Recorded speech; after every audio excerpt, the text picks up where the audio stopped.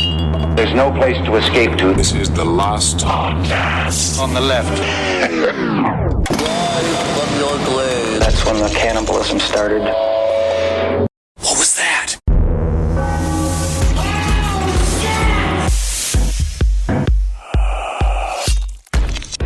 Can you feel the flow of the sangre? Can you hear the cry of the inganga? I can't actually. Turn up the volume. Oh yes. Stop filling me with all these gross things. Oh wow, that is the cry of the inganga. It's me. Hey, honestly, totally cool to help you with your request. Totally cool to help the Prenda and Kisi kind of guide your ways. Yeah. Go ahead. I fixed that. Parking ticket for we you. have another load of cum coming in. Oh, I just wish. Yeah. Yep. Thank you, inganga. Honestly, thank you. But again, if we could just stop with the human bloods getting muy caliente in here. Yeah. And to be completely frank, I wish that we could go back to like skipping you ahead on the upgrade list for Delta. Oh, these are the that was kind of nice tasks. when you did that for me. Absolutely. Thank you, inganga. Because I'll wait on the whole line, Yeah. and I'll call all the representatives. Another load of cum coming in. Yeah. Sorry. You gotta drink some water or something, Sir Polero. I just need you to get some Hold pineapple. on a second. Here comes the squirt. Welcome to the last podcast on the left, everyone. I am Ben Kissel with Henry Zabrowski and, of course, Marcus Parks. Can we call this episode Here Comes the Squirt? You can't claim the title before the episode begins. All right. It has to be. How are titles chosen? How do you choose the title? Usually I choose a title through something that I think gives you a general atmosphere for the episode, but so it also won't tells be- people, hey, this is going to be a good time. Hey, come on. It won't be Here Unfortunately, Comes the Squirt then. Here Comes the Squirt might actually be a very accurate title for this episode because we are about to go from magic to tragic. Hell yeah! Work it, girl. Working it indeed. Yes. 11 years of recording it. And wow, that is pinnacle stuff. I fucking I retired. Great. But this is a very intense episode. I am so excited. We're going to get on to part 2 of Adolfo Constanzo. So when we last left Adolfo Constanzo, his client base was expanding beyond Zona Rosa locals and D-list Mexican celebrities into the world of drug traffickers, who were quickly becoming his main source of income. Cartels and small-time drug dealers paid Adolfo Constanzo top dollar for magical rituals related to their trade, with one trafficker in particular paying Constanzo $40,000 over 3 years just for magical protection. I want to do a little bit of clarification up top. I get some great responses that were or practicing padrinos / tatas of Palo Mayombe that wanted to help me clarify some shit that we talked about last episode. And one thing that seems to really come across is that whatever Adolfo Constanzo was trained in, it was some form of serial killer's light version of Palo Mayombe, where he was hooked up with a padrino at a young age that essentially defied all things that are sacred about Palo Mayombe and gave them to him in kind of a unofficial, I want to say just a real life hack. This is a shout out to Brooke Van Poppelen. And Brooke Van Poppelen on her show True Life TV, Hack, yes, yeah. on True TV, you remember that network. They would tell you how the quick way to do Palo Mayombe. Life hack, yeah. Yeah, which is not necessarily great. You know, the only life hack that I've ever remembered is if you cut a potato in half and you put it into the light bulb, you can... That shit does not fucking work. Well, it does. Potatoes are too hard. I've never used it. I've never tried. I think you microwave it a little bit. This is all just You remember the commercial, the life hack with the potato? Everyone remembers that. I don't remember the Palo commercial. Mayombe. Palo Okay. Mayombe, thank you, Marcus. But so one big thing is that in Palo Mayombe, you cannot be a member of the LGBT community and be involved as a padrino or a tata in Palo Mayombe. Can't be a tata. Huh? No, you can't be a tata. You could be a tito, but that's outside of the religion. I don't even know what that means. No kidding. That's not the only discrepancy. Obviously, the human sacrifice is a big no-no. Everybody gets upset because the human sacrifice is a massive, a flagrant insult to the sacredness and the sanctity of Palo Mayombe. Okay. And then also, it just seems like he had like a hodgepodge of learning about Palo Mayombe and mixed a bunch of shit together. Because the other one that was really strange was the fact that he initiated those two dudes, Oscar and Martin, like fucking immediately, which doesn't really happen. Most people don't become a Padrino or a Tata until like 10 years after deep into, and then like you have to be ready, spiritually ready to build an Nganga. So you're telling me that someone who is named the Spanish version of Adolf didn't play by the rules necessarily? You're calling him a maverick? I'm calling him indeed a maverick. A maverick with deadly intentions, perhaps. Well, as we'll see again and again with Adolfo Constanzo, he'll just make people Padrinos because for him, this is all about power. This is all about control. And it's all about murder. You know, it all comes back to that. And so whatever gives him more power and whatever allows him to murder more and more easily, that's what he's going to do. And that's who he's going to bring in. Now it's like when Oprah gave away all those cars. It's loyal listeners and viewers for life. You know what? Yes. It kind of is. Also, we're going to see in this episode, now he's switching. He used to be really intent on showing people that he's a genuine wizard. And he was a, all-powerful, all-seeing Padrino. But as soon as he gets a taste of that money, because he becomes addicted to the money. In this episode, you're going to see, because I get it, man. I love fur coats, I guess. You fell asleep with your wallet, as a matter of fact. Henry was a little late getting here. Apparently, the wallet was in bed with you. Do you cuddle it at night? Yeah, I sit and I dream about tax demarcations and I think about my Amex points. Yeah, nice. And the man who would usher Constanzo into the drug trafficking world as an actual player was Florentino Ventura Gutierrez, who was then the director of the Mexican branch of Interpol, in addition to being one of the most powerful lawmen in Mexico. Yeah, dude. Damn. Adolfo Constanzo was hobnobbing with top officials. He was not a small-time player. Well, that's where it's like the magic comes in, right? Where it's like at some point, he went straight to the fucking boss of the corrupt cops. Rasputin-esque, perhaps. Yes. It's all about confidence.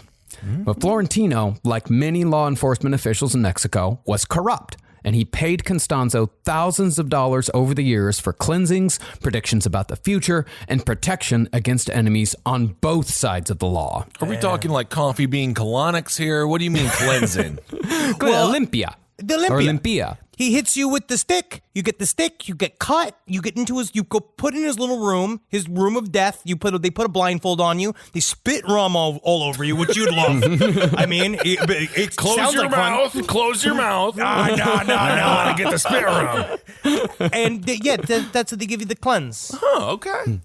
Well, through Ventura, Constanzo met Salvador Alarcón, a subcommandant federale who worked the border between Brownsville in Texas and Matamoros in Mexico. Matamoros being where Constanzo would commit his most heinous crimes later on.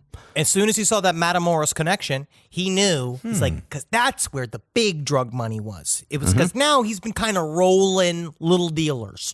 And it's really strange. It happened very fast. He went from being a fortune teller in a strip mall deep in the Mexico City to immediately robbing drug dealers, which is a big jump. That is a big jump. And they say that the part of the connection is there has been a secularization of Palo Mayombe that goes into this Santa Muerte thing, right? Whatever the Santa Muerte religion is highly secular. They really view it as like, I put money in, I get money out. Like, this is a tool. And what they kind of have done with whatever Adolfo Constanzo's Padrino was, it shows this line of thought where he knew immediately it was always kind of half a scam. It was always about money. And Santa Muerte to them was just a practical use of ancient magic to get shit over on cops and other drug dealers. Well, look at what happens with sneakers. Aren't they all the same? It's magical thinking that makes them different. No, there's different designs and fits. Indeed, yes, but they're really quite similar. They all go on your feet. I have a summer lighter shoe. I got my heavier winter shoes. I got dynamic colors, and I got black colors, so I don't have to wear only black. So there's all difference. And then some things are just fun. It's just a fun shoe because it's got a spooky ghost on it. I bought a shoes with ghosts on it the other day. All right. You started this. You were continuing it. Let's get back to the blood. Please. Now, according to reports, Constanzo's contact Salvador looked like your stereotypical bad motherfucker. He'd been cut down the middle of his face with a knife years before, but instead of dying, he now had scars that made it appear as if he had 3 different faces. Dude, this whole episode is like a fucking Tarantino movie. I love it. And even before Constanzo came on the scene, Salvador was already witchy, believing that each of his 3 quote-unquote faces were possessed by a different spirit. One, he believed was a Sioux warrior. Another was a murderer from Cuba. And the third was an African witch. That must have been a really interesting fight to have at dinner. Just with all 3 of those How do you strong order? Personalities. Yeah. How do you get everybody on the same page? It does sound like I want spaghetti. I want gumbo. Oh my God. I want human blood. It sounds like the waiting room in Beetlejuice. Oh, it really does. And supposedly, upon meeting Salvador, Constanzo recognized all 3 spirits immediately. And once he named each spirit, Salvador was sold. This is my new guy. All right. And seeing his value, Constanzo quickly initiated Salvador as a palero and carved the symbols of Siete Rayos, one of the Palomayombe gods, into Salvador's shoulder. Oh. Adolfo Constanzo's main deity he worshipped was Carimpembe, which is the version of the devil in Palomayombe. So he's kind of like Richard Ramirez, where there are if he didn't brutally murder and torture so many people, you could almost call him like a poser in Palomayombe, where he's very much into the AC/DC of Palomayombe, going into all of this shit, talking about the devil and darkness, because most of the other Tatas I was speaking to, they talk a lot about balance, where his whole thing was like, you will give up your soul. You will give him to Carimpembe. You will be an empty vessel for my vile vortices. What if I just don't? Well, Man, I gotta go. you ruined my Saturday, dude. Interesting. So after the initiation, Salvador became Constanzo's man on the inside when it came to both law enforcement and drug traffickers. And Constanzo's reputation as a man who could ensure successful drug deliveries only grew. But this shows what Constanzo was really good at was reading people. Yeah. And he was really good at being a fortune teller in terms of like he could read you, he could tell you all your shit. When he saw the guy with the scar with the 3 window panes. But it is easier to read somebody with massive scars and just be like, been rough? It's been rough for you. If like someone is just like pretty normal and you don't know they're really into gaping BDSM. Yes. That's tough. That's a flip.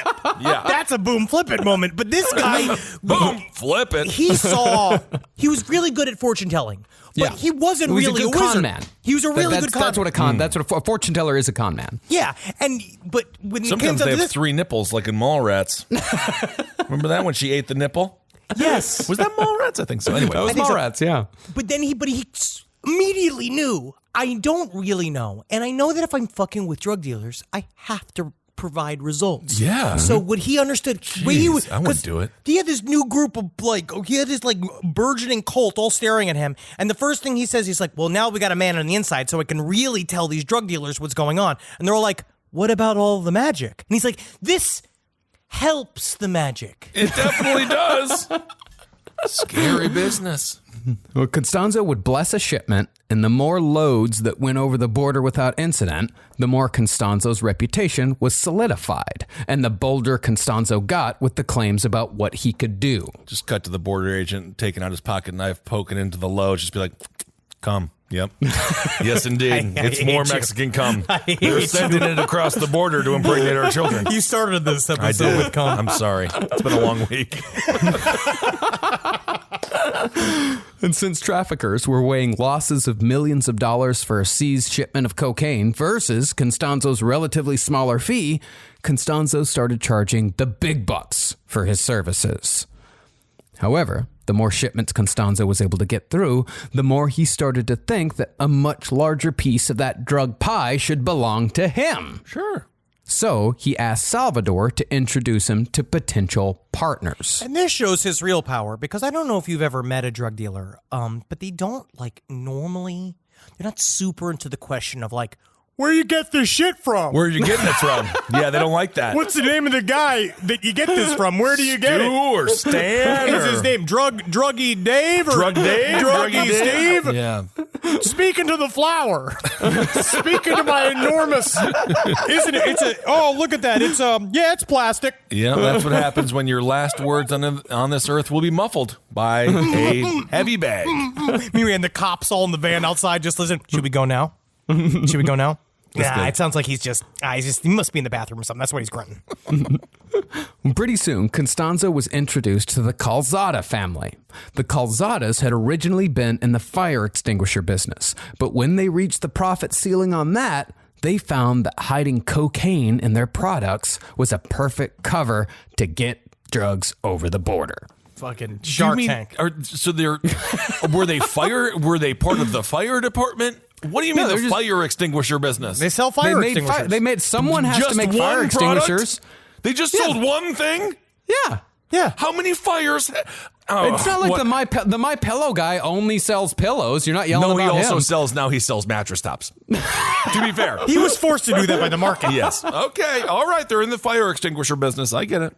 Now, even though Guillermo Calzada, the head of the family, was a hard and suspicious man, Constanzo was still able to gain his trust because Constanzo, the consummate con man, was usually able to persuade almost anyone of almost anything. Yeah, man, you got to come up from under, especially with the drug dealer. You have to come up and say, I understand this is a complicated business. Tough and times, a complicated business needs complicated runes. I have so many different runes that are going to tell you where all the weeds going to go, and I tell you what, a lot of it's going to end up in a joint. Hear me out. People have been doing cocaine through their nose for a long time. What about up the butt cocaine? What if we flip it? Boom, flip it. Listen, all we got to do is make a big enough pile of it and people sit on it. We made it make pants illegal.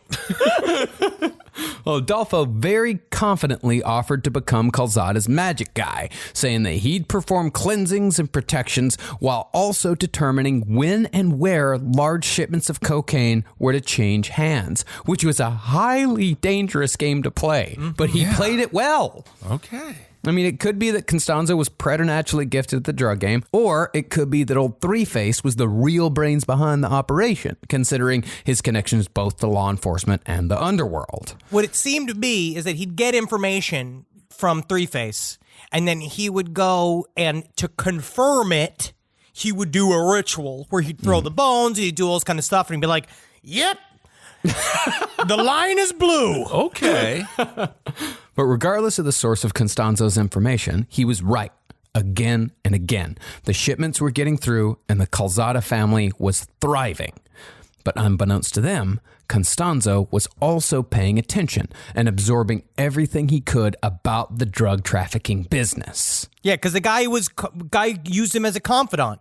So we told him all the inner workings of how the business goes, and he did do the thing, because eventually Constanzo, because it's not about, you can't ask it like, where do you get this from? You have to go, in your all-consuming wisdom, tell me, how does the sangre flow? But you have to sell it. Cool. I'll tell you anything you want to know if you ask it like that. Well, after establishing his reputation with the Calzadas, Constanzo got a little too overconfident and demanded a 50-50 split of the Calzada drug empire in exchange for further magical protection. And to this, the senior Calzada emphatically said no. And naturally, Constanzo, not used to hearing no, flew off the fucking handle and started yelling that Calzada had to accept his offer, that he had no choice. To which Calzada said, get the fuck out of my office. The way they described it was like a temper tantrum. As he was just like, you cannot do this to me. I am a wizard. I am the strongest man in the world. I did not get a single bit of ketchup or beans on these clothes today. You have any idea how difficult that is? And then finally, Calzada looks at him and he's like, get the fuck out of here. Yeah. I'll kill you. And Constanzo, according to his diaries, because a lot of information we have come from his magic diaries. One thing that good padrinos do, and any good magical practitioners, keep extensive diaries where you talk about your rituals and how they all came out. I mean, I would avoid mentioning all the crimes. Oh, and it was thorough in there. Yeah. But he basically said it reminded him when he was rejected as a boy for being different, for being tall and beautiful. And they all, It's not easy. when you're just delicate and they all, I guess they tortured him or something, and he reverted, and he didn't like that. He didn't like that at all. Yeah, I mean, this failure was terribly humiliating to Constanzo, and in response, he became more ruthless, more violent towards his followers, and more concerned with the acquisition of wealth, cars, jewels, and especially white suits. He's like Jay Leno. Yeah, more cars. I hear he's a regular guy. Regular guy. He sits on a couch. He comes in. He's got his car magazines. Jay Leno. He's like a you and regular me. guy. Yeah. Constanzo also began buying houses and apartments all over Mexico City with the assistance of cult member and real estate agent Francisco. And Constanzo bought fancy cars that he'd use to reward followers who'd pleased him. Now, most of that was paid for by magic. But as the greed increased, this cult, who remember, this cult was not made up of criminals at all in the beginning. They began to focus more and more on straight up drug trafficking. They just became a merch company. Right. All of a sudden they realized, because he was not getting the respect that he wanted. He wanted more magical powers, but then at some point he just switched it. And he's just like, you know what I'll take instead is money. Yeah, all the drug money. Yeah. Yeah. Of course. I mean, this is actually the way Constanzo did all this. It's fairly similar to Charles Manson, where the early followers of Adolfo Constanzo were not criminals in any way whatsoever. They were just people who were into magic, who were into fortune telling, that he seduced. He was fucking most of them. He was fucking most. Yeah, he seduced them both spiritually and physically. And before they knew it, they were doing whatever the fuck he wanted. Would you say of all the cults we've covered, because this is more of a mini cult versus like a full-on big old cult, would you say that this was the most consensual sex had within a cult in a while? Oh, I mean, the Manson family had the most consensual sex of anybody else. I'm sorry. Yeah. How dare I? Yeah. How dare I? Definitely more than children of God. You're Good right. Lord Almighty. Not consensual. Not at all. No. You're right. You did that to me. That was 4 You guys years are the one who pumped it into my brain. I didn't just research that on my own. Isn't that weird? That was 4 years ago, like this week, that we were Jeez. covering that story. Wow. Well, in 1987, Constanzo and his followers posed as DEA agents and raided the office of a dentist who also happened to be a coke dealer. Cool. I really want to go to Mexico. Man, fine. That's fun. Going up, you ever had Doctor's ass? He's fucking incredible, dude. I tell you what, though, but I ended up giving him $25,000. We're starting this like whole IPA farm, is what he called it. Really? Yep, it's an outside bar where you can ride a cow to where all the IPAs are. He has over 175 IPAs on tap. is what I he said. think you got sold a wrong bill of goods there, buddy. I think it's a false bill of goods. IPAs grow in canisters in fun Portland. We're calling it Farty Hills. I would go to Farty Hills in a heartbeat.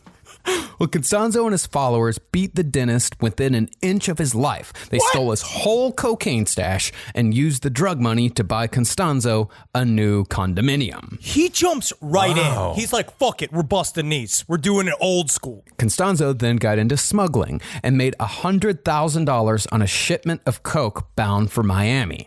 But all the while, Constanzo hadn't forgotten about the magic that had bound his followers so close. And he certainly hadn't forgotten about Guillermo Calzada. Eventually, Constanzo decided that Calzada had to suffer for refusing his offer. So he asked his followers Martin and Omar if they were interested in trying a new type of quote-unquote ritual. Do I get to be on top then? Nope. No, always on the bottom, Omar. But first, Constanzo had to regain Calzada's trust. He returned to the drug kingpin and asked for forgiveness, claiming that his formerly brash and insulting behavior was the result of an evil spell cast by a rival wizard. Oh, man. Yeah. You can always say that every time you have a bad tweet. From now on, you should just say, like, oh, some rival spell from an evil wizard. I don't know what the hell was going on. ... Or was the shitload of cocaine I'm doing. Although he did not do cocaine, did he? No, he did not touch his supply. No. Sober as a cat. Okay. But Constanzo said that he could make all of this right with one simple ritual. He told Guillermo Calzada that if Calzada was amenable, Adolfo would perform a cleansing ceremony for every high-ranking member of the Calzada family, free of charge. That's huge. That's pretty big, yeah. It's like a $20,000 value there. Yeah, That's dude, normally a lot of fake stuff. honestly, it's so much fake stuff. You have to get 10 holes in your punch card normally to get that. Wow. It takes a long time. Yes. Unfortunately for Calzada, he agreed. He gathered his wife, his mother, his maid, his bodyguard, his business partner, and his secretary in his home at Constanzo's direction. And Constanzo showed up with a crate of eggs and a couple of chickens. I mean, this is wild, dude. Yeah. He arranged the Calzadas in a circle and lit candles, then began chanting. He appealed to the Orishas for strength. He called for Siete Rayos to strike down his enemies. And just as he reached the climax, the real ritual began. They said the first thing you noticed is that as he span in a circle, right? So as he spun in a circle, like contorting and shit, and he was screaming about his enemies, and every single time he said enemies, he'd point at them. Like, he'd point at the people in the circle. And they said for a second, everyone's just been like, why are you pointing at me? I'm not your enemy. You know, like, and apparently they were the main show. Wow, it's never good if someone shows up with a bunch of eggs and chickens. Be very, very nervous. Mm-hmm.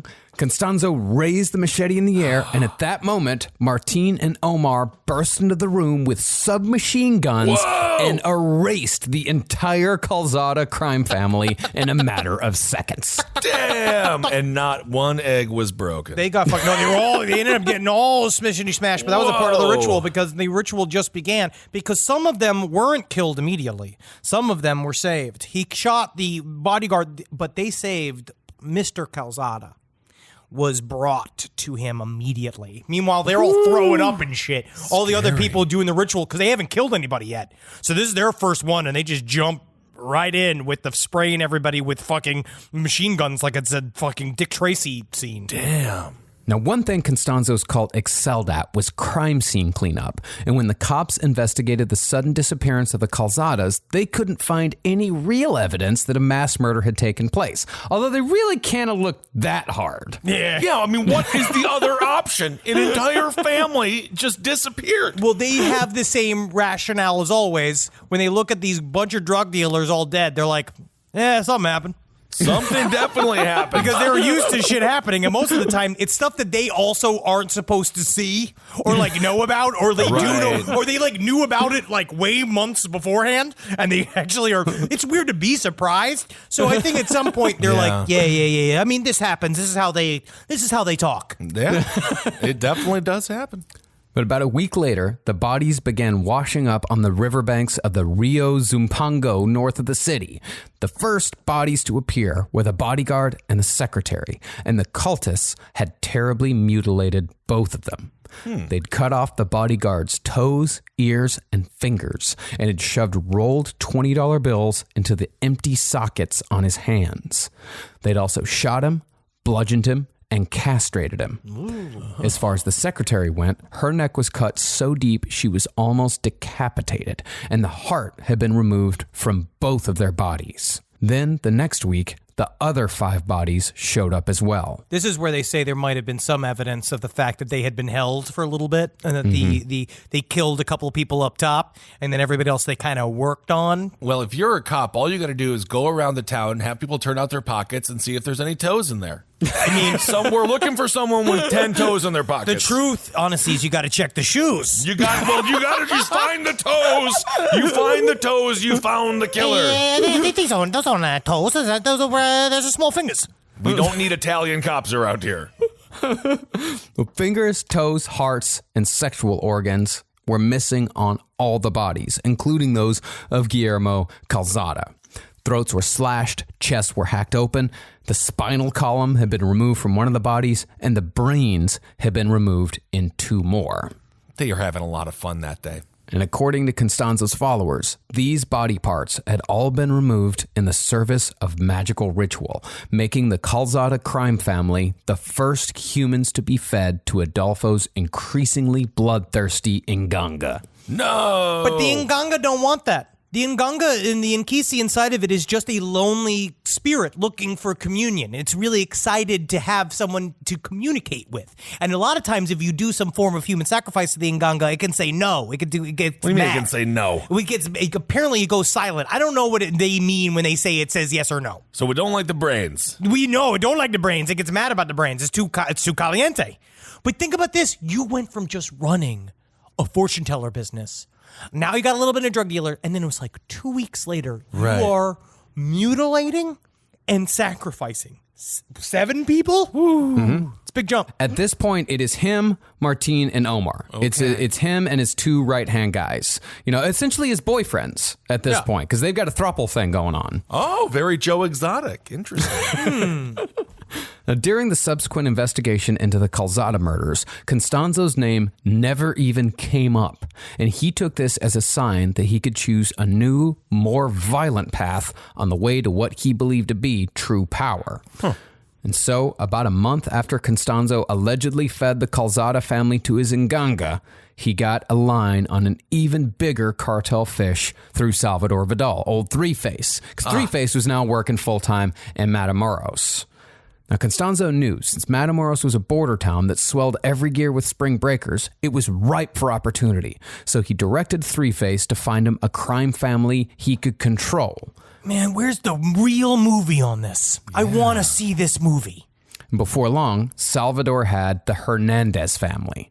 But the problem with the Hernandez family was that Constanzo thought they were too powerful to take head on if Constanzo eventually wanted to gain control. Because that was the whole plan. The plan is find a drug cartel family, find someone who already has the infrastructure worked out, and then Constanzo would little by little take control, and then he would have essentially a private army. It's a fucking hostile takeover. Yeah. He wanted to go, and because it's interesting, because that's where, I don't know if I'd ever call him smart, but I definitely call him brutally cunning. And what he did know is that you need all the trappings in there. Because you know how hard it is to get the cocaine guy? Right. It's got to be difficult to call. You can't just cold call Colombia. No, you gotta catch him. Well, since the Hernandez family was too powerful to just show up and say hey to, Constanzo needed an introduction of some point, some leverage, someone who would vouch for Constanzo's powers, that, a person that the Hernandez family could trust. And he also needed someone that could help in Constanzo's grab for power.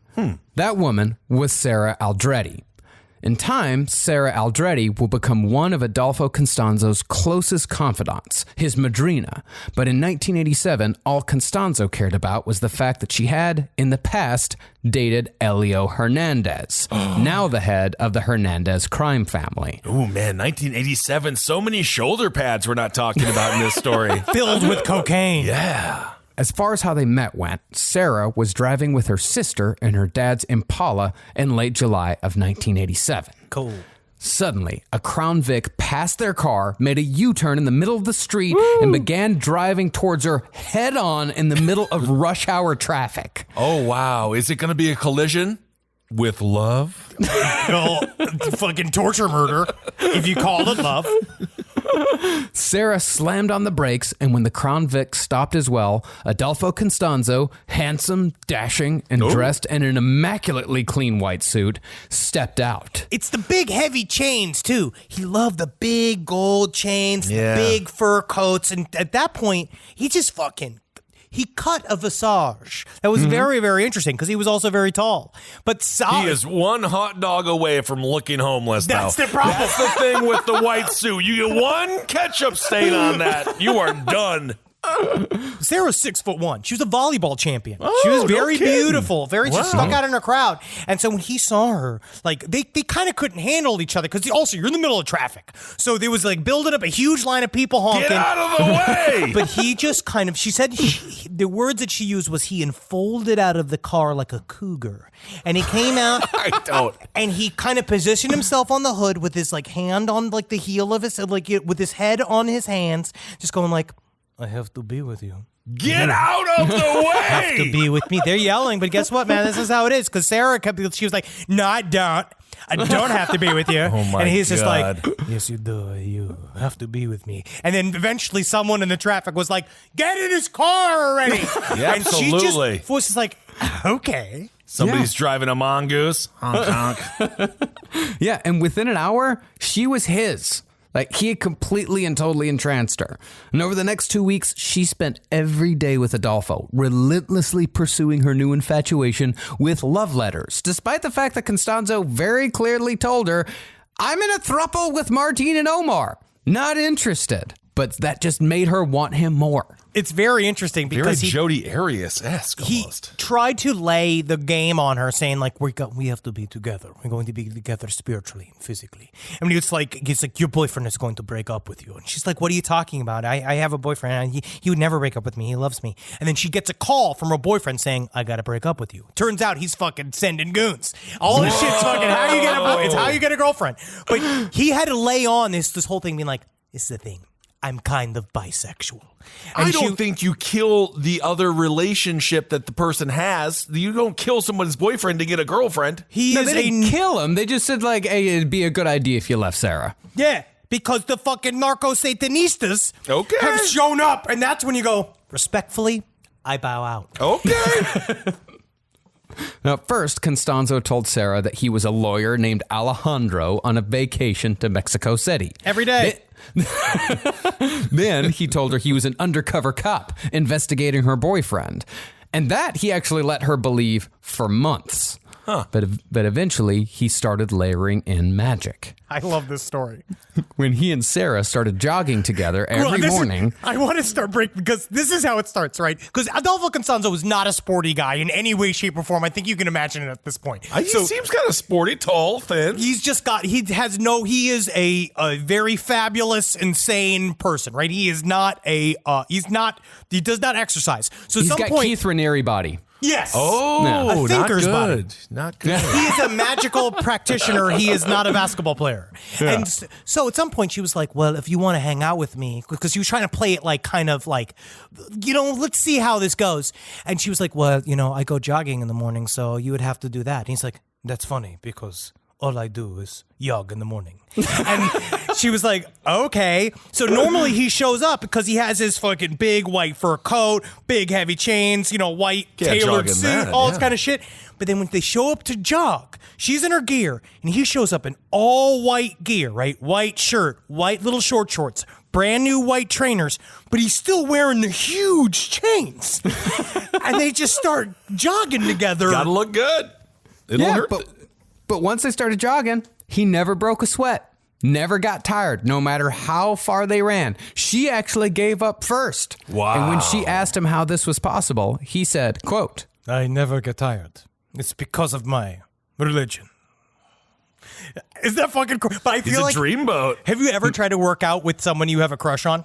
Like the idea of do anything physical? Because it is fun to try to do something physical. And then the key is you have to take one big breath in at the very end to appear as if you're not tired. You go, yeah, today was actually a really good day. Like you just hold in the breath for a long time. Working out is something you got to do alone.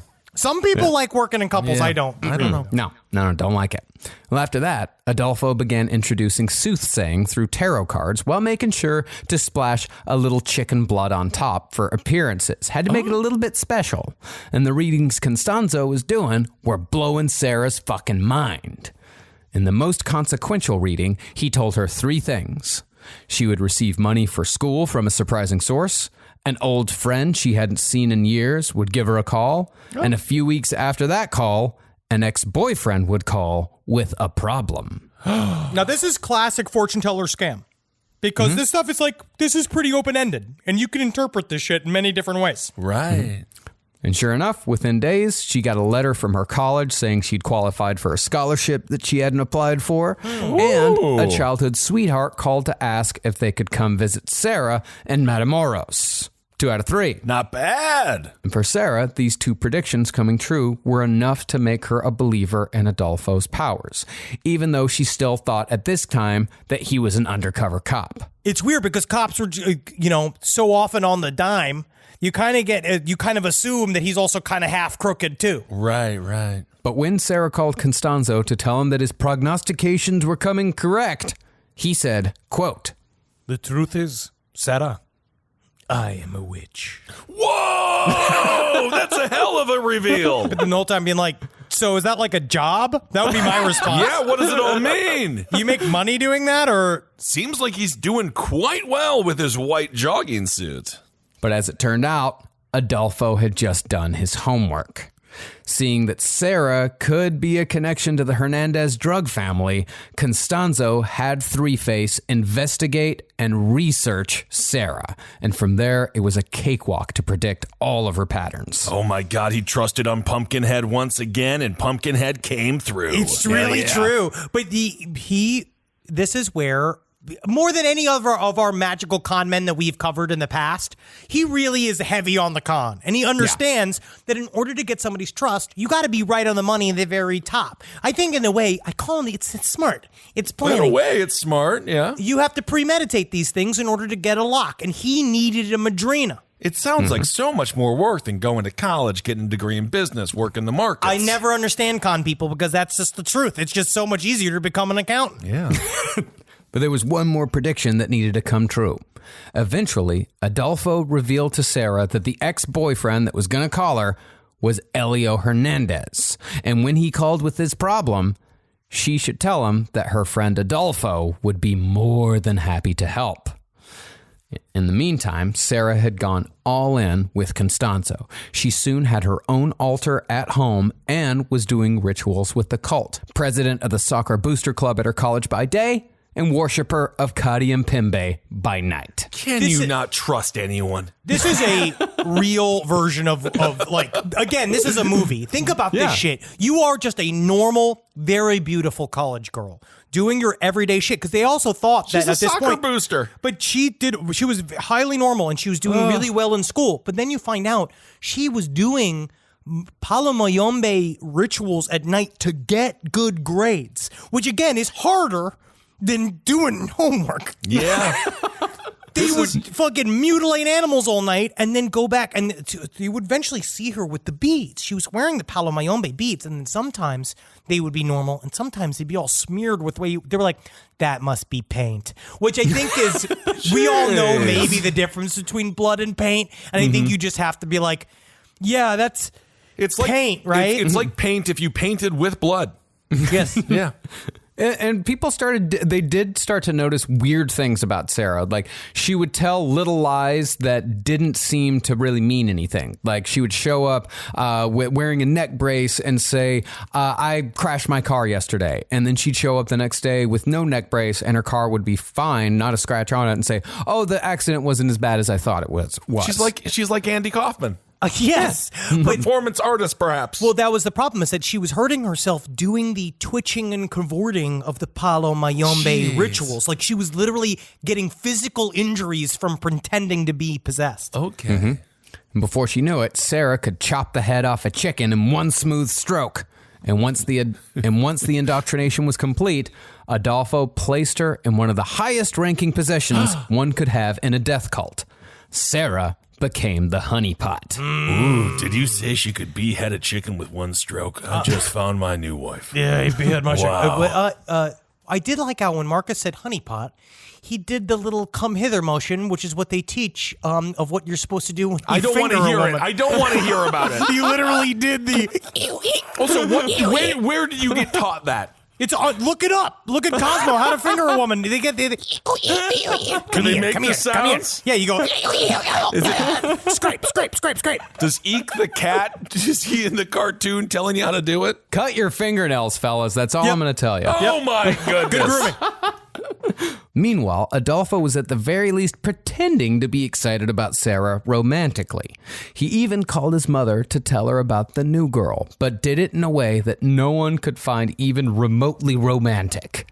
See, even after Adolfo became El Padrino, leader of a drug-dealing murder cult, he still talked to his mother in a childlike baby voice. And calling his mom about Sarah, he said, quote, Mommy, I met a girl who was born the same day as you. We're in love, Mommy. Aren't you supposed to be a killer or something? Why are you like that? Mommy's favorite killer. Mommy's biggest are you fan like is killer. this? Oh, Mommy, I get so big when I make the murder happen. God. All right. But it's weird because that's what he the main thing that Sarah noticed is that he never asked about her and he never gave a fuck. He was what they always talk about when you read about magical studies. You get like a smugness and aloofness where you believe that you have powers beyond human comprehension, so you are separate from humankind. So he didn't care about Sarah's bullshit in any way, shape, or form. But at some point, he asked her what her birthday was. And when she said, it's this day, he's like, that's my mommy's birthday. And he went and called and immediately being like, this is incredible. It's magic. You guys get to all love me the same way because you're all the same birthdays. He's like Roy Cohn if he was a drug dealer, in that he loved his mom very much and he would call her and talk to her even as he was getting plugged by many men. Cool. Yeah, Roy Cohn. Yeah. So, by October of 1987, 3 months after first meeting each other, Sarah was fully under Constanzo's control. He told her who to talk to, what she could do, and where she could go. And it wasn't long before she finally realized that maybe Constanzo wasn't actually a cop. Yeah, it doesn't sound like it. It sounds very controlling. And that can't be fun. Unless, of course, you have a lot of fun and you like fart, like make it fun, and then you make people have a good time now. Yeah. Yes, if he was the Toys R Us version of Apollo Mayombe, if he could make people just fart on command, that would be the best thing on the face of the planet. He'd be president. Yeah. Although I somewhat foolishly assumed that Adolfo was bisexual, I can now say that he was in fact gay. And this is evidenced by his behavior towards Sarah. It was said that when he kissed her, it was in a quote-unquote brotherly manner, and the intercourse was both infrequent and brief. I just have never kissed Jackie in a brotherly manner. You may have been a sketch or two. No, never once, and lips never touch as brother and Angelina sister. Jolie and her brother, they used to have sex with each other, didn't they? On the Look red how carpet hot they are. Yeah, well, that makes sense. I think that's a rumor. I don't know if we should They be did substantiating kiss each other. that. No, they did not have sex with each other, but they did get very romantic on the red carpet. I mean, that's just, there's footage. And there's Yeah, that there's family footage, photo of them of where she's wearing that like see-through white like A top, I guess that's what we have to call it now, where you could just see her big pokey nipples, and she's like, her brother's just like smashed up next to him, and I don't even like touching Jackie's arms. No, and then John Voight is just like talking about how George W. Bush isn't a war criminal. I don't know what he's, but he apparently stinks. John Voight? Yep. Really? Physically smelling. Physically smell like what? I Like could a see kind it. of, like a diaper. I could see him smell like a diaper. Like a diaper. Oh, Yeah. wow. Yeah. Big old voidy diaper. But to Adolfo, Sarah was a means to an end. And it wasn't long before Elio Hernandez, the entire motivation behind her recruitment, reached out to his ex-girlfriend. All right. Now, the Hernandez family had been in the drug trade for about a decade at this point, and they'd gotten into the business through almost pure happenstance. In the late 70s, a marijuana trafficker named Juan Abrego somehow managed to get a whole truckload of weed stuck in the mud near the Hernandez farm. And Saul Hernandez, Elio's older brother, pulled the weed truck out of the mud with his tractor. This is fun. That's a scary day for a fucking drug dealer. Yes. The truck driver just be like, they're never going to believe I got it stuck in the mud. They're going to kill me. My head's already off my body. You just call in AAA and just being like, it's oregano. It's I'm an oregano. oregano salesman. So you're not going to believe this, boss. So about the weed, you know, it was raining yesterday. It's got all muddy in the street. I do not believe in mud. God damn it. Oh, I'm so dead. Well, to return the favor, Juan Abrego gave Saul a low-level position in his cartel as a delivery grunt. But after an assassination attempt, Saul was promoted to bodyguard. And before long, the Hernandez family was the go-to crew for the dirtiest and riskiest jobs. So he almost got killed and they gave him a more dangerous job? Well, he volunteered for bodyguard. Okay. Yeah, He said, I can volunteered. do it better than that guy did. Yeah. If I was there, the assassination attempt wouldn't even happened. Okay. Isn't this how like Herman Cain got to the top of Godfather Pizza? Oh, maybe. Didn't he like find a truck that was filled with pizza stuck in the mud and he'll pull it out? Oh, R.I.P. However, Saul Hernandez was gunned down in January of 1987, and it was for this very reason that Elio had called Sarah. As it turned out, Saul had been the brains of the whole operation, and Elio was having a bit of a hard time filling his brother's shoes. And really, we don't know for sure, but it could be that Adolfo Constanzo orchestrated Saul's death behind the scenes while also manipulating Sarah, truly playing chess with the lives of others. Honestly, if he did do that, he is a wizard. I mean, He really is. He was an absolute psychopath, absolutely. But psychopaths tend to do well in the drug business. And Adolfo Constanzo was a fucking, I mean, no matter what else he is, he was a genius when it came to the cartel game, at least until he started believing in his own bullshit. You know who he kind of reminds me of is a low-level cartel Dick Cheney, where he's very manipulative and he understands about pulling the strings of human beings very well. There was something about, I think, the years of fortune telling must have taught him a lot about human nature and what people want, because they come to you and all you have to do is guess. When you're a fortune teller, you're obviously in search of something or missing something or needing something. And then as soon as you unlock it, people just fucking spill their guts. You get to learn the inner workings of all sorts of these. I remember that when Borat tricked Adolfo Constanzo into talking to him and signing his milk He was putting the microphone back in his pants. He was putting the microphone back in his pants. Yes, indeed.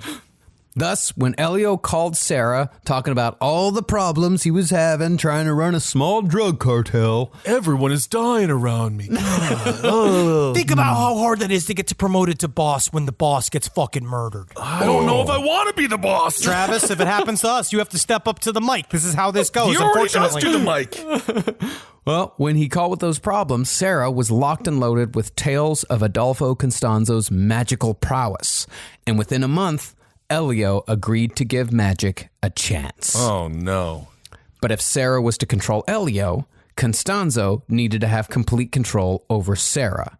So, using yet another ritual, Constanzo fed Sarah's soul to Kadium Pimbe and made Sarah Aldretti his madrina and the caretaker of the cult's Nganga. That's a lot. That's a big old mean baby. That's a lot, yeah. And here's kind of how the ritual went. After spraying her with a cheap Mexican liquor known to cause brain damage and covering her in both chicken and goat's blood, which was an experience Sarah described as vaguely erotic, Constanzo brought out the knife. Wow, he just guessed correctly, though, with her. Sarah was down for the fucking clown, and for a while. He then carved a series of X's and crosses on her shoulder and declared that her soul was dead, that she was one of them, and that her deity from that point forward would be Ocean, master of money, love, and sex. Ooh, with all those X's and Y's on her back, I would have declared her a math problem. You think about algebra. It's simple. Sometimes stories are simple, and jokes can also be simple. Indeed. Simple as the artist that was create them. technically a math joke. I don't know what it was. But Sarah didn't have sex with Elio, who obviously still had feelings for her.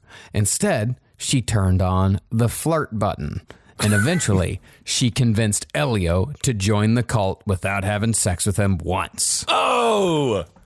And after Elio's ceremony, he and Adolfo went to Veeps and had hamburgers while discussing the future of the Hernandez drug business. Did you read that Veeps was actually a second place burger for him, and his preferred burger was Whataburger?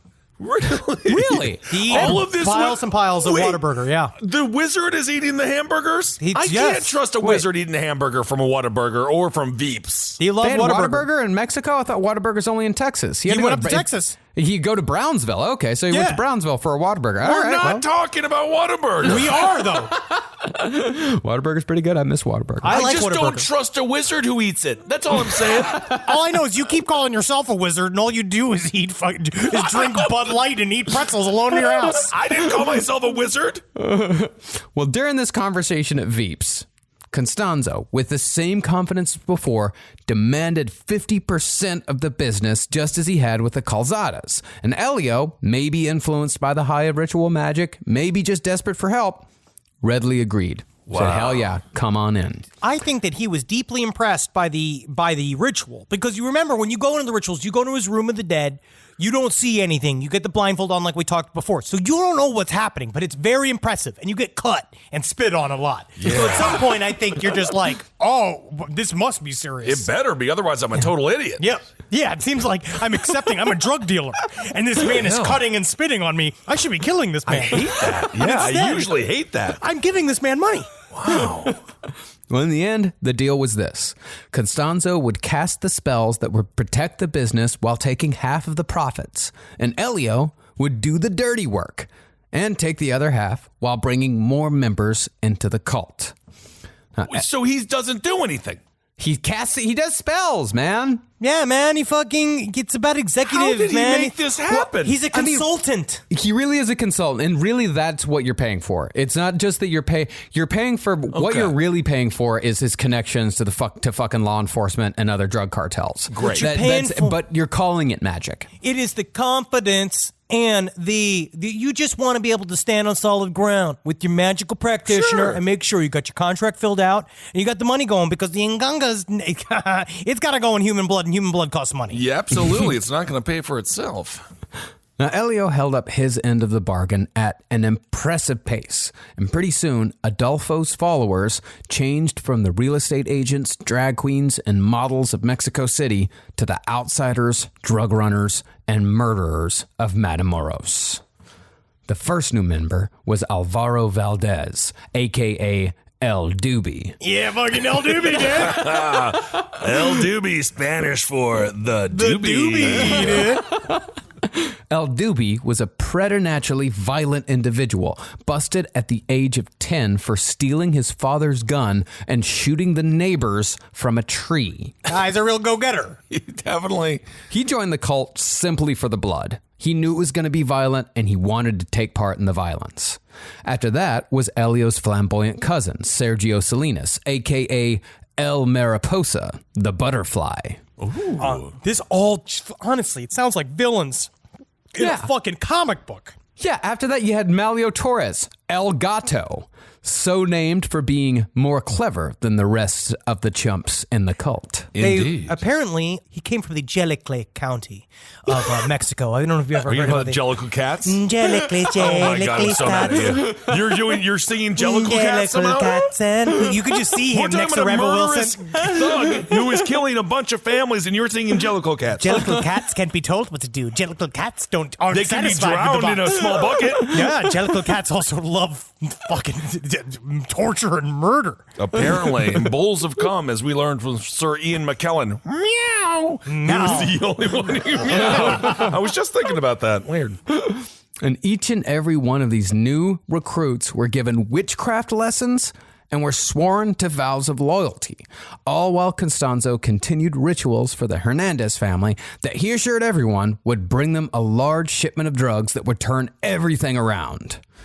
And sure enough, once the entire Hernandez crew agreed to do the rituals and join the cult, corrupt federales seized a shipment of weed from a rival cartel and sold it at a discount to the Hernandez crew, which turned around the entire operation. And then it just comes down to, did the rituals work, or is corruption the most fucking brutal cancer to go through the feds and the involving the drug cartel? Like, this is insane. Well, maybe there was more mud. Was it stuck in the mud again? Nope. Nope, they just got it. They just got it. Good for them. It's amazing this is all weed, too. For some reason, I'm thinking it has to be some really hardcore, great meth or some great heroin or cocaine. It's all just nug. They start with Nug. Yeah. So you got to start. You always got to start with Nug. Of course. Yeah. I mean, I guess you can leapfrog over to meth, but yeah, you can't go just start with cocaine. No. I guess not. Yeah. But once the crew was entirely under his spell, Constanzo changed the game.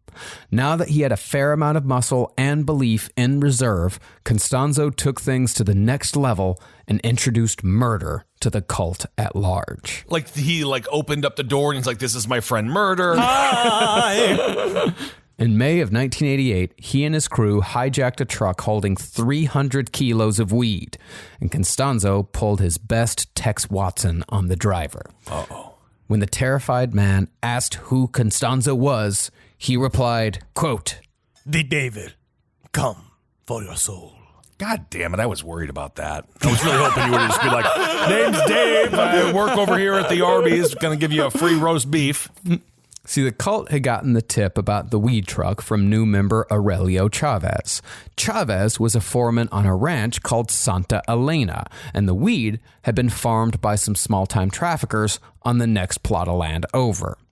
Eventually, Rancho Santa Elena would be where the cult would commit its most heinous acts, but at the time, it was just a good place to stage a hijacking. But as it turned out, this hijacking was about much more than just weed.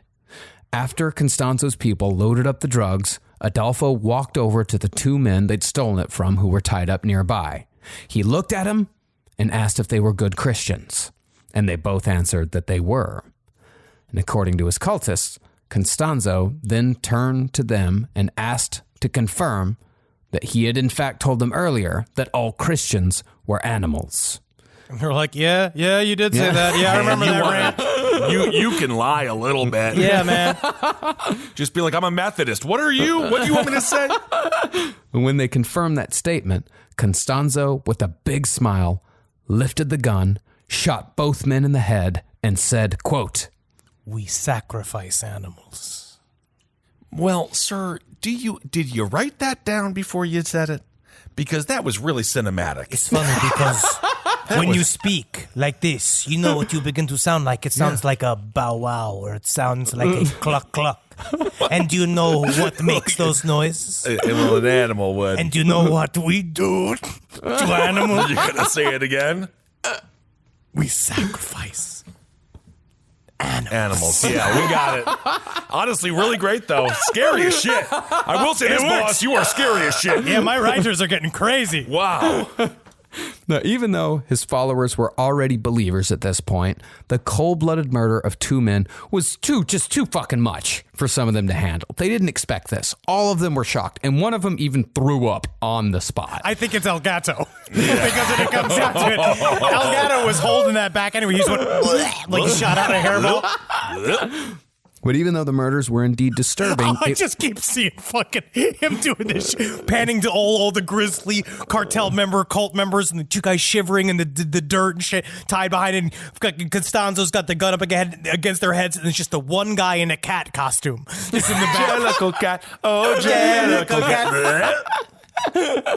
But even though the murders were indeed disturbing, it wasn't enough for any of them to leave. And the cultists followed orders to bury both bodies. I mean, they had to be scared shitless, honestly. That's what I'm saying. You were on a ride for a while and making some money, drug cartel money, and then all of a sudden this shit starts just fucking happening. We're on tour, we're driving through Texas, all of a sudden Marcus pops two people. We have to bury the body. We have a Spotify contract. Okay, you've just done this. They have to come out. He has to write the outlines. And if that's what it takes to get Marcus in the right headspace to write the outlines, then that's what we will do. We'll bury the freaking body. I'll use my fucking bare hands to do it. Kissel El Perro. You're now the dog. I'm the dog. You're Benjamin El Perro, and I guess I'm... What's the Spanish for top? You want to be the top? Yeah, what about I spin. War pig. Oh, El Puerco. Yeah, there you go. El Puerco. That'd be fun. That would be fun. I mean, we're gonna get busted though. You can't get away with murder anymore. We'll call you La Chicharron. Pork rind. Ooh, the pork. That's me. Honestly, that's horrifying. Well, once the victims were dumped in a hole, Constanzo said that while these men were merely killed this time, the next murder would be for a ritual. And after that, every one of them would be protected forever. And the response was, yay. Well, they're putting bodies in holes, and he's telling them on the spot, this is not the last time this is going to happen. We're going to kill someone else soon, and we're all going to do it together. And they all go, all right. And then just... You got it, boss. Honestly, you don't have much of a choice anymore. Well, even though it was now officially a murder cult, Elio Hernandez kept bringing in more people. The next was Little Serafin Hernandez, a.k.a. El Chaparro, which that's a nickname that basically translates to a description for a short, chubby man. Oh, that's cute. Little Serafin is... That's a nice name for a girl to have. It is cute. It is cute. But Little Serafin is... he gets in above his head. Yeah. I'm going to say that. Does. Oh, it's Yes, a he boy. does. It's a boy. Yeah. Oh, yeah. Yeah. Well, he's called Little Seraphim because his father was Big Seraphim.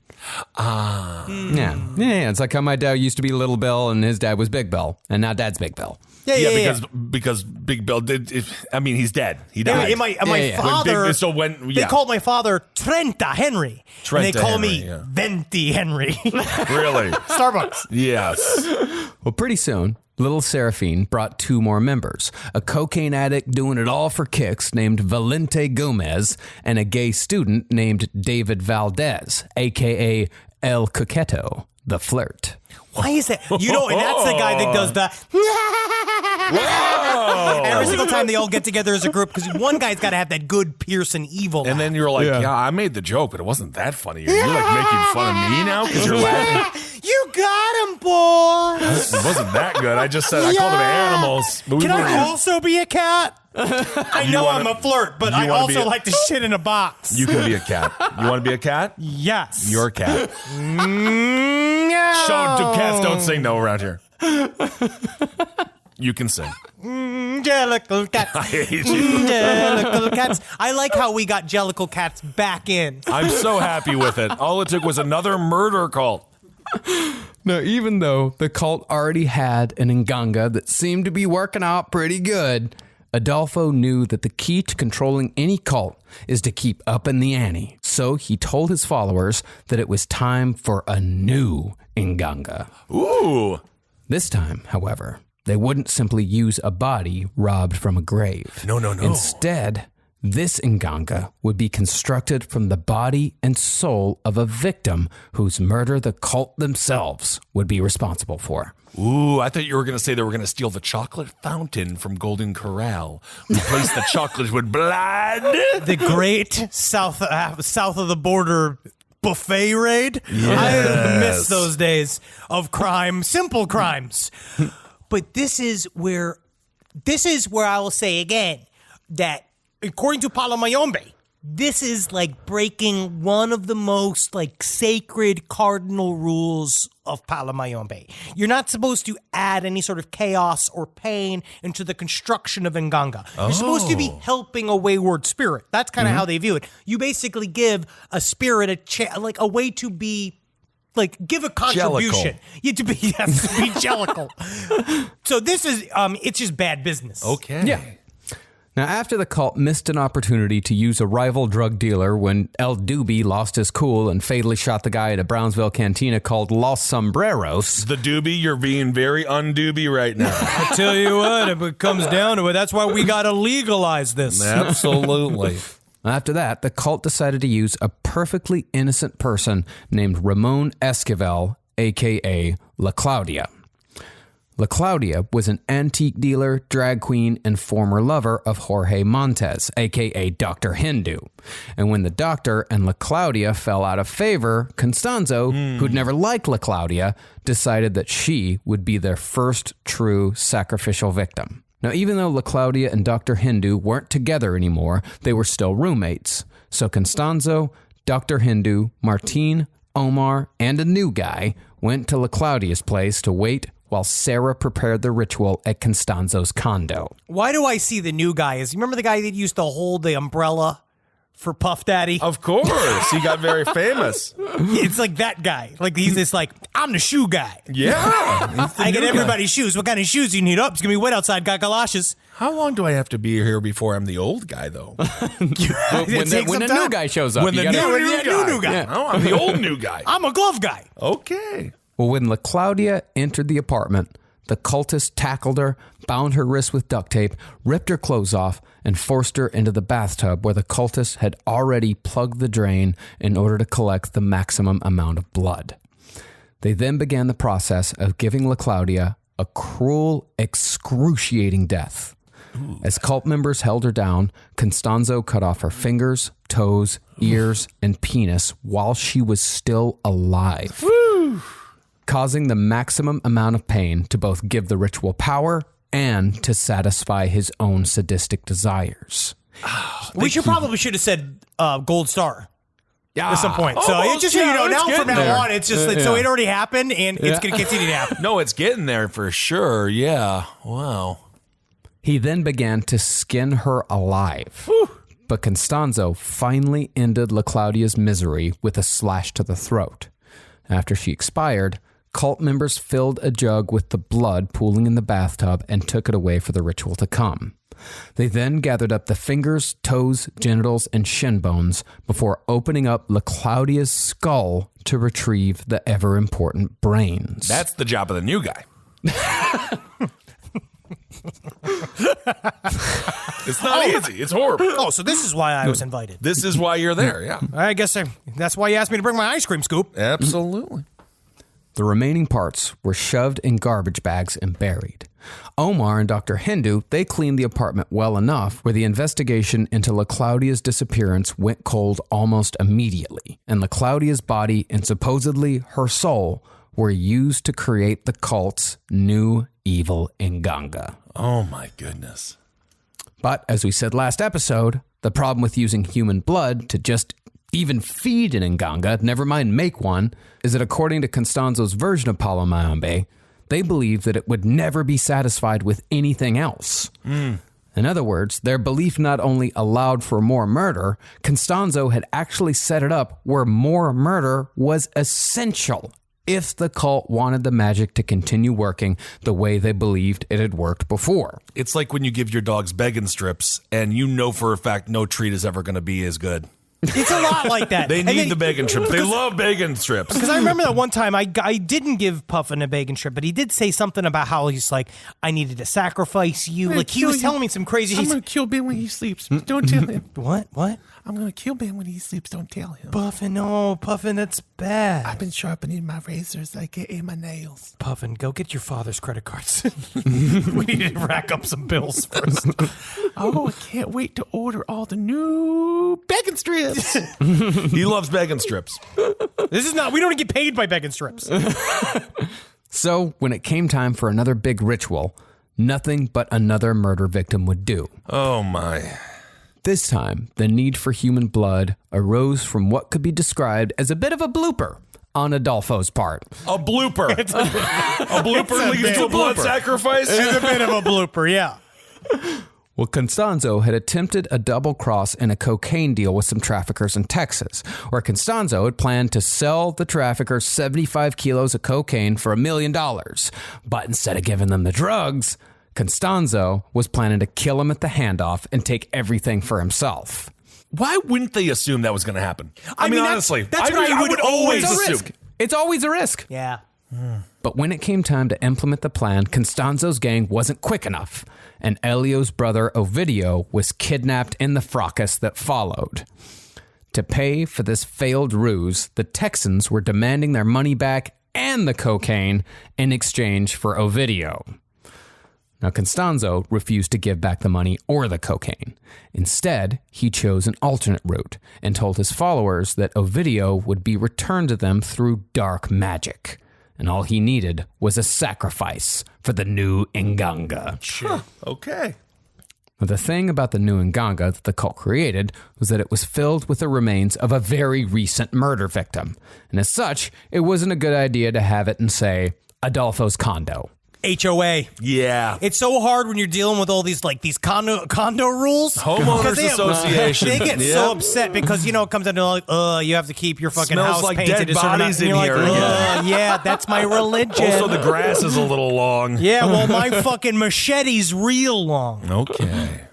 So, the cult set up their murder Nganga in a shed outside of Matamoros on Rancho Santa Elena, which was the ranch where cult member Aurelio Chavez, who tipped the cult off on the hijacking, was foreman. So, on the day of the ritual, Elio picked up the first person he found off the side of the road, a hitchhiker, and bound them with tape.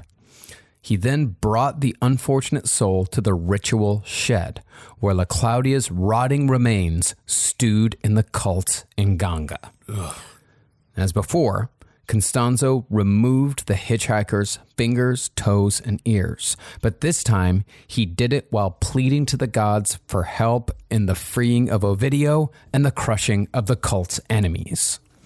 Constanzo then spat rum on both the victim and in the cauldron before beginning what can only be described as a ritual rape.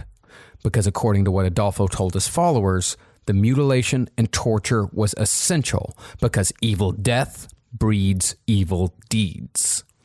Once the rape was over, Constanzo ended the hitchhiker's life by pulling out a razor-sharp machete, and with a precision that can only come from thousands of ritual sacrifices, he chopped off the top of the hitchhiker's skull, exposing the brains. Malcolm Gladwell. Oh. 10,000 hours. I also, with this I whole see what ritual, you're- it took a lot of work. You're a horrible person. But yes, I see what you're saying, yes. But I don't like the term improvised. for this, but he definitely was just making shit up as he was going in terms of these rituals. There is no manual, like from what I heard from the Tatas that emailed me, for this type of shit. Yeah, they don't have a Bible. There's no Palo Mayombe Bible. There are sources, but it's honestly, most of it is family styles that are handed down. Yeah, one of the chapters is like drug deal gone bad. Yeah. Here's how to solve it. It's like it's not an IKEA set. No, I wish it was. Honestly, that'd be really helpful. So this stuff was kind of like, at this point, you're a part of this gang, and you don't even know. You better hope this shit's working. Well, they're trusting him. They're all trusting him that this guy knows what he's doing. He knows what he's talking about. And when he tells them, I have to do this, I have to do that, like all of this is essential to the ritual. If you want to see your brother alive ever again, we've got to do this, and we've got to do everything how I say it's done, because that's how it's done. But they just kind of go along with it. Honestly, this is when in my brain I start thinking of all the bad memories I had with that person, and I'm thinking life ends, life comes and goes. And then you just kind of like slowly accept the fact that maybe they're dead. Yeah, maybe this is over, yeah. But it was at this point, post-murder, that Constanzo brought his followers into the mutilation process as part of the slow roll towards mass ritual murder that Constanzo had been ramping up to all along. I think that you're correct, that this is totally part of the plan. And he knew, because this is how you get people sticky. Like not physically sticky. Makes them complicit. It makes them now you're a part of the crimes. So you can't pull yourself from me in any way, shape, or form. It's the world's worst timeshare. Yeah. Now you have to do it. He really is. It's horrible. You ever hear the commercials? You have Sirius XM now for the guy who gets you.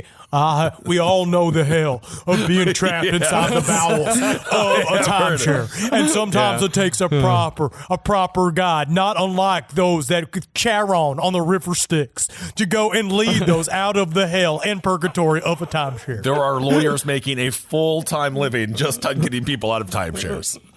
Well, this is how Constanzo slow-walked these people into this. In the first murders, during the hijacking, the followers had just watched and dug the hole. Still complicit, but just a little bit. In the second one, they'd held the victim down while Constanzo had done the mutilation and murder. It's definitely accessory to murder, but they did not actually murder the person themselves. And now, Constanzo was handing them the knife and commanding them to mutilate the body. After Constanzo removed the hitchhiker's brain for later use, Elio stepped in and harvested the heart by cutting into the hitchhiker's chest. Once the heart was removed and thrown into the cauldron, Constanzo ordered the other followers to hack and cut away at the corpse to make more fodder for the Inganga. I've watched so many barbecue shows of the last couple of weeks that it's just like, I don't know why my brain is so curdled, because I feel like at some point... I have a feeling I know why. I just should be, like, upset. It is when pretty you hear bad. these details. I it's actually bad want details. you to be upset. I want you to am be upset. Marcus and I both need you to be kind of upset when you hear this, because we are all in business together, and I need you, when you hear, then they hack the body to feed the cauldron. I know. I need you to not think of barbecue. I don't know why it's there. As an audience, the audience wants you to be better. I see the racks We have to end the show now. We have to end doing the podcast as a whole, because your brain, now we're at the point where you no longer care that people are getting hacked apart. I'm so hungry. Okay. That's the problem. Well, as the cultists did what they were told, Constanzo said that hacking and slashing at the body would wash away their fear. And Elio later admitted that the more he cut and sawed at the body, the less human it looked. And the less human it looked, the better he felt. And the more power he felt coursing through his own body. Once the sacrificial murder victim was suitably ravaged, Constanzo ordered his followers to dig a hole and wrap a metal wire around the spine of their latest victim for future use in another ritual. The hitchhiker's remains were soon buried, but the wire would be left sticking out of the ground for easy removal of the spine later on. Wow. And all this sounds fucking insane. Yeah. But to the members of the cult, it was real, all of it. And the effects were felt almost immediately. The very next day, after the cult's worst murder yet, a video came home unharmed because his kidnappers had simply released him and gone home. Well, when Texans decide to hang it up for the day. They just put their boots and get out That's of true. here. We're done. When we decide something's done, we're fucking done. They're done. Get rid of. Get out of here. Get out. Now, this result, it could have had a number of origins, none of them magical. The most logical explanation was that the kidnappers just didn't have the stomach for cold-blooded murder. Just because they're fucking, weed smuggler, or just because, they're cocaine smugglers doesn't mean they're murderers. And they had no choice. Like, after their bluff was called, after Constanzo was like, I'm not giving you anything, they have to let him go. They have to do the I mean, Zabrowski they don't technique. have to. The Zabrowski hostage technique. I want to teach this in class one day. If you want to make sure that the goal is to psychologically torture your kidnappers by loud singing. So you sit in that chair You're all going to day. be fucking Michael Richards in UHF? It's a grand old flag. It's a you're the one who was kidnapped? Repeats, it will wave. I'm just saying, as a What if kidnappee. they put a sock in your mouth? And number that's two, annoying. you know what's actually really important to do? Shit yourself. Because the more you're smeared in your own shit and your own piss, the harder it's going to be moving you from apartment to apartment. All these Well, it's a cartel guys. punishment in itself. These guys have good cars. They have nice interiors, a lot of leather. I can't be all smeared with fear-ridden shit because then it smells worse. I'd be livid, yeah. Yeah, or it could be that Constanzo, again, orchestrated the entire thing. This whole thing might have been a setup. But when it came to the cult, none of those explanations were options. To them, they'd been faced with a seemingly impossible problem, and that problem had been solved with actual blood magic, which only further solidified their belief. But just because a person was a member of the cult didn't mean they were safe from being fed to the Inganga. Oh, damn it. I was hoping you wouldn't say that. And if Constanzo wanted complete control, he had to make his followers fear each other, definitely, but him most of all. I mean, why wouldn't you think that if all of these people, like we just put 7 people in the Inganga. There's now 8, 9 people in the Inganga. At this point, Somewhere on there. You're like, aren't we all just Inganga food? Well, maybe not, though, because other people are in there. Maybe you feel safer if you're doing the killing. I don't know. Oh, it's like a boa constrictor and you can only eat 6 months. Every 6 months? Yes. I love those pictures of the boa constrictors. It's usually seen if it's longer than the body that it's laying next to, so it will consume it.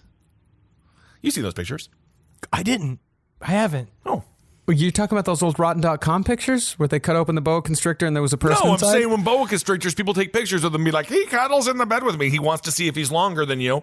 And then as soon as he's longer than you, he's going to eat you. And that's how your wife will choose you eventually. Maybe. Well, Adolfo's next chosen victim was cult member Valente Gomez. Gomez was the cocaine addict who joined up through Little Seraphine because a murder cult sounded, at the time, like it'd be a real stone groove. Yeah, it's a real Eddie Winter joint. Yeah. Now, Constanzo had a strict no drugs policy in the cult, which made the murder of Valente an easy sell. And it became much easier after Gomez was discovered to have been getting high on the cult's own supply. Whoa. Think about how frustrating that is. You're a cokehead. You have Yeah. some of the best coke in Matamoros just like hanging around. And you see gotta no have a one's little using bit it. of it, yeah. Yeah, I mean, like, I gotta try this shit when it comes down to it. You'd even kind of pitch it at Adolfo and being like, this is quality control. How gotta will we do it, know yeah. what we selling if we don't know what it's like? Well, the whole thing is we don't give a fuck, though. Yeah, so we're just going to kill you. This is like Google. Yeah. So, Constanzo decided to truly test his followers' dedication by giving them a surprise command to kill one of their own in the middle of a ritual. Now, that night, as far as the cultists knew, the ritual was going to be a somewhat routine affair involving a chicken and a cat. We're going to kill the chicken, we're going to kill the cat, we're going to go home. Yeah, it's a real Heathcliff bar mitzvah. Sure, yes. But after the animal blood was fed to the Inganga, Constanzo turned to his followers and told them that they had an enemy among them, one who had stolen from the cult, used their drugs, and laughed behind their backs. No way he's talking about me, It's not right? me, brother. Yeah. Who, man? Who is it? The one guy wearing I'll kill like- him right now. I'll kill him. He's wearing matching like chessboard like colored shirt and pants, and he's wearing roller skates, just standing there being like, "Nothing, man. Just went on a moonwalk, just having a good time." But you know what I was thinking about? I was talking to this guy the other day, and he told me he had a great singing voice. Well, seemingly involuntarily, but probably subconsciously, the drug-addled Valente stepped back from the group, immediately singling himself out as the guilty party. Oh, yeah. It's like when you ask the dog what it's doing and just to do that weird like... The cultists all turned and stared as Constanzo laid out the charges, and they were all very quickly forgetting that this man just a few moments ago had been their friend. Finally, once Constanzo had finished his speech, he walked up to Gomez and said, quote, It's you, Valente. Man, your writer is getting real good. Constanzo then pulled out a machete and with one blow shattered Valente's jaw with the flat of the blade. Fuck. Valente then told his followers that it was time for them to directly participate in a murder, and a murder of one of their own at that. He said that Valente had to die because he had offended the gods, and if the others didn't participate, they would die as well. Oh, man, Adolfo, man, it's fucking Wednesday, man. I got fucking shit to do tomorrow. It's must-see TV tomorrow, man. Yeah. This is a hard day. And El thought we were- Gato is just like, Rao. Nothing makes a cat more curious than a new little cat toy. Shut up, El Gato. I have to stop inviting you. It's a quite annoying group. It is. Yeah. Well, the first to step forward was El Doobie.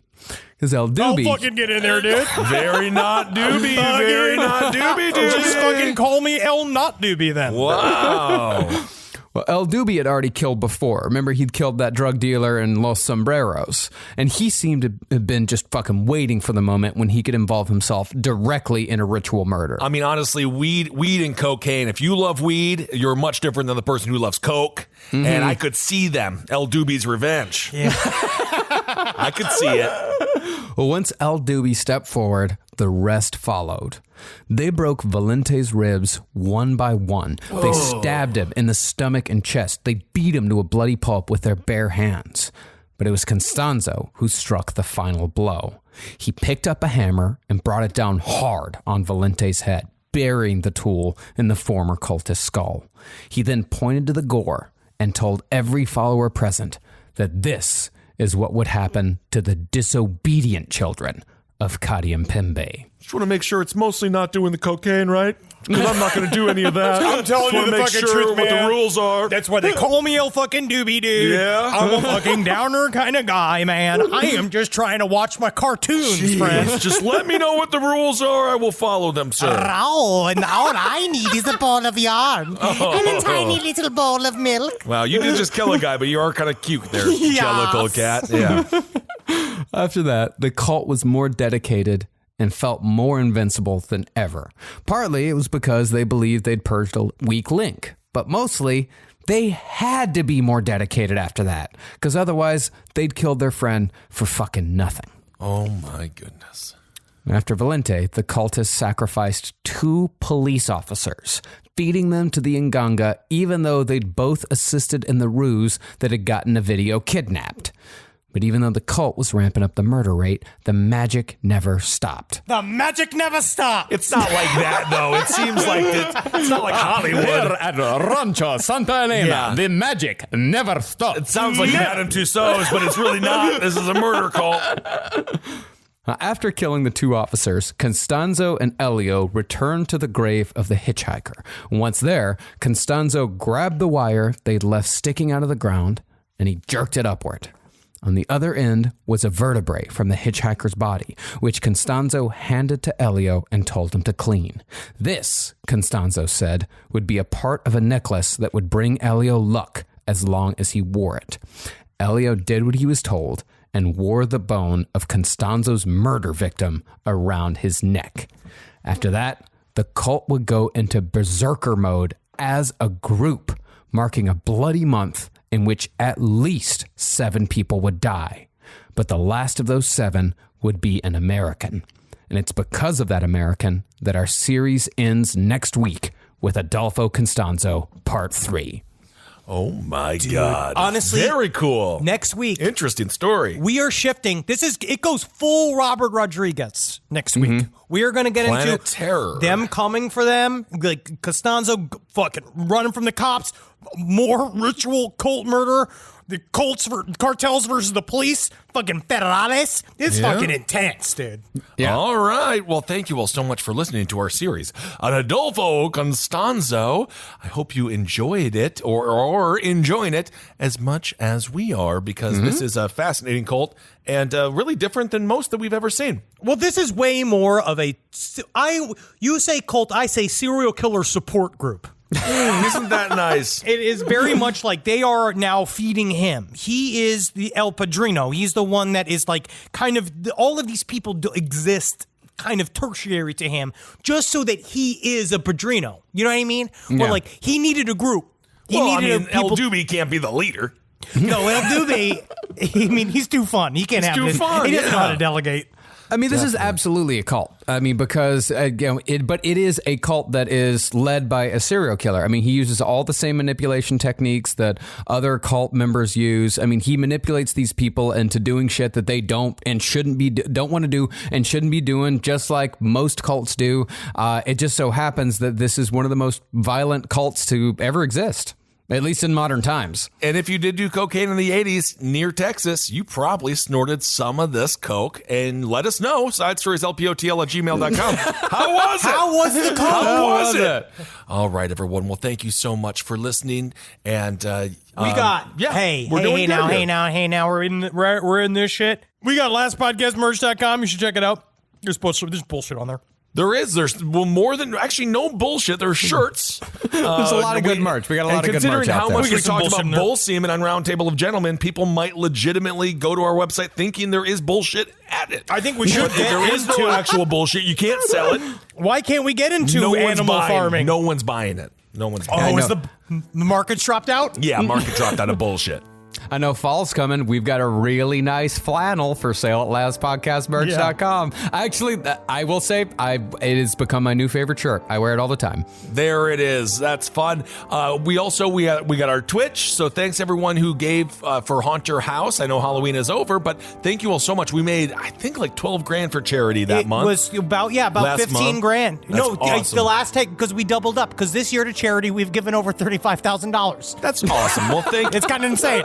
thank you all so much. I don't know what that's insane enough for me to laugh at. Yeah, it's fine. I can't believe that we are, you can't believe that we're good people. And Henry, We're doing our best. we didn't want to tell you this before the show, but we're giving your salary to charity as well from now on. So that's really exciting if you think about it. Like you seem sad. Well, you It's have to very be brave happy. of us. It's very brave of you, specifically Henry. All right, everyone. Well, thank you all so much for listening. Check out all the other shows on LPN. We got ourselves a No Dogs in Space. We got ourselves a Page 7. We have Indeed. History, Abe Lincoln's Top Hat, Wizard and the Bruiser.